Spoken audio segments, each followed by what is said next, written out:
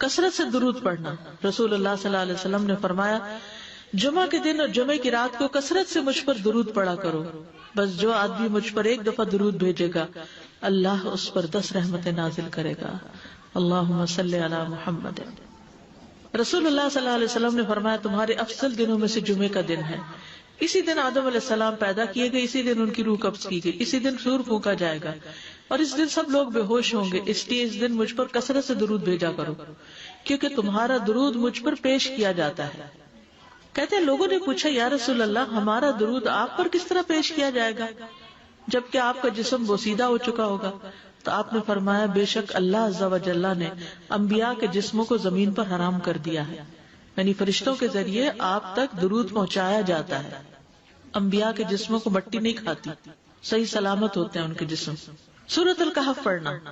نبی صلی اللہ علیہ وسلم نے فرمایا جو شخص جمعہ کے دن سورۃ الکہف پڑھتا ہے تو اس کے لیے دوسرے جمعے تک نور روشن رہتا ہے. غسل کرنا. ہر بالغ پر جمعہ کے لیے جانا ضروری ہے اور ہر وہ شخص جس پر جمعہ کے لیے جانا ضروری ہے اس پر غسل ہے, یعنی اس کو لازمی غسل کرنا چاہیے اللہ ہی کہ کوئی مجبوری ہو.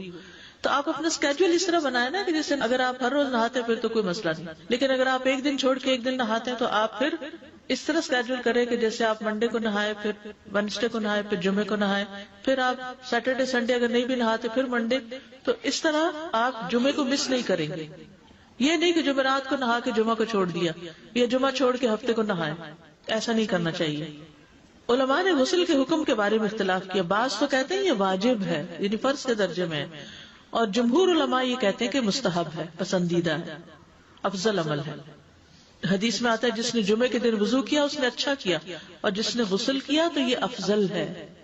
صفائی میں مبالغہ ہوتی نا, ویکلی صفائی آپ کو کرنی ہوتی ہے, یعنی جیسے ناخن وغیرہ کاٹتے ہیں یا پھر اپنے زائد بال وغیرہ اتارتے ہیں, تو یہ سب چیزیں اگر جمعے کے دن ہو تو زیادہ بہتر ہے. نبی صلی اللہ علیہ وسلم نے فرمایا جو شخص جمعے کے دن اچھی طرح غسل کرے, اچھی طرح سنوار کر وضو کرے, اپنے بہترین لباس میں سے پہنے, یعنی جمعے کے دن باقی دنوں کے نسبت اچھا لباس پہنے, اللہ نے اس کی قسمت میں گھر والوں کی جو خوشبو لکھی ہو وہ لگا لے, یعنی گھر میں جو بھی خوشبو ہے, پھر جمعہ پڑھنے آئے تو لغو کام نہ کرے, 2 آدمیوں کے درمیان جدائی نہ کرے, یعنی 2 لوگ بیٹھے ان کے بیچ میں گھس کے بیٹھ جائے. اس جمعے اور دوسرے جمعے کے درمیان کے پورے ہفتے کے گناہ معاف کر دیے جاتے ہیں.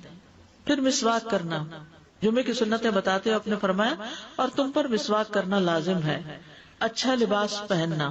نبی صلی اللہ علیہ وسلم نے فرمایا اگر ممکن ہو تو جمعہ کے لیے اپنے کام کاج کے کپڑوں کے علاوہ 2 کپڑے اور بنا رکھنے میں کیا حرج ہے. اسپیشل ڈریس رکھے جو جمعے کو ہی پہن لے. خوشبو لگانا, یعنی خوشبو لگائے, حدیث میں آتا ہے چاہے وہ عورت کی خوشبو سے ہو, یعنی آپ کی اپنی نہیں, بیوی کی خوشبو پڑی ہو وہی لگا لو, لیکن لگاؤ. تیل لگانا. جو شخص جمعہ کے دن غسل کرے اور جس قدر ممکن ہو پاکیزگی حاصل کرے اور اپنے تیل میں سے تیل لگائے یا اپنے گھر کی خوشبو میں سے خوشبو لگائے, پھر نکلے کہ 2 آدمیوں کے درمیان تفریق نہ کرے, جتنی مقدرہ نماز پڑھ لے, اور جب امام بات کرے تو خاموش رہے. اس جمعے سے لے کر دوسرے جمعے تک اس کے گناہ بخش دیے جاتے ہیں. جمعہ کا وقت.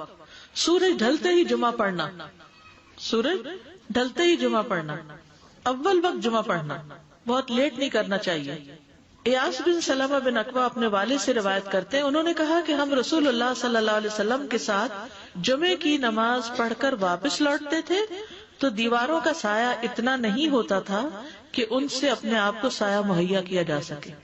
یعنی ابھی سورج بہت تھوڑا ڈھلا ہوتا تھا. ہاں گرمی کی شدت میں تاخیر کی اجازت ہے.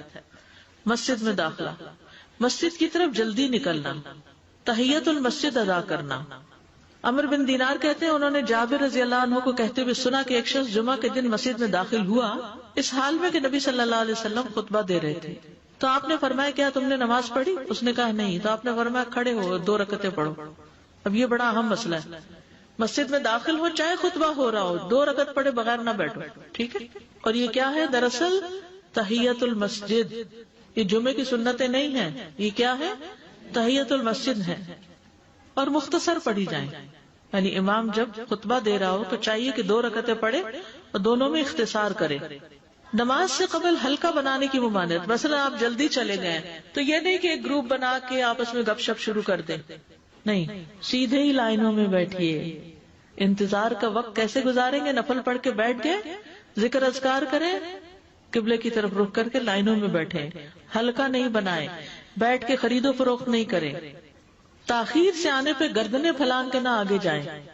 رسول اللہ صلی اللہ علیہ وسلم نے فرمایا ٹیک لگا کے مت کھاؤ، یہ عام ایک ادب بتایا، یعنی اس طرح ٹیک لگا کے نہیں کھاؤ، کھانے کے وقت سیدھے ہو جاؤ۔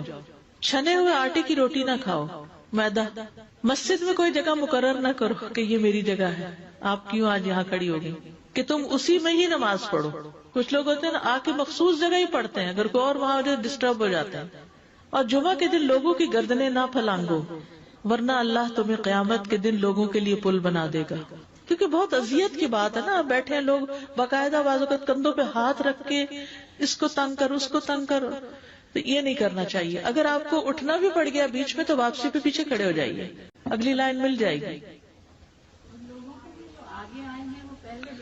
جی یہ تو بہت ضروری بات آپ نے کی کہ جب لوگ مسجد آئے تو پہلی صف میں بیٹھے، یہ نہیں پہلی چھوڑ کے آخری میں بیٹھ جائیں اور پھر لوگ ان کی گردنیں پلانگتے رہیں، دوسروں کے لیے فتنہ بننا۔ جابر بن عبداللہ رضی اللہ عنہ سے روایت ہے کہ جمعے کے دن رسول اللہ صلی اللہ علیہ وسلم خطبہ ارشاد فرما رہے تھے کہ ایک آدمی مسجد میں داخل ہوا، وہ قریب آ کر بیٹھنے کے لیے لوگوں کے اوپر سے گزرنے لگا۔ رسول اللہ صلی اللہ علیہ وسلم نے فرمایا بیٹھ جاؤ، تحقیق تم نے لوگوں کو تکلیف پہنچائی اور دیر سے آئے۔ یہ عربی کے الفاظ بڑے خوبصورت ہیں، اجلس فقد آذیت و آنیت، کتنی جامع زبان ہے یہ، اجلس فقط آذیت، تو نے اذیت دی، و آنیت، اور دیر سے آئے۔ ہاں تو اس سے منع کیا گیا، کسی کو اس کی جگہ سے نہ اٹھانا۔ جابر رضی اللہ عنہ نبی صلی اللہ علیہ وسلم سے روایت کرتے ہیں، آپ نے فرمایا تم میں سے کوئی شخص جمعہ کے دن اپنے بھائی کو کھڑا نہ کرے کہ پھر دوسری طرف سے آ کر اس کی جگہ پہ خود بیٹھ جائے، بلکہ جو آئے وہ کہے جگہ کشادہ کرو، ہمارے لیے بھی جگہ بناؤ، یہ کہے۔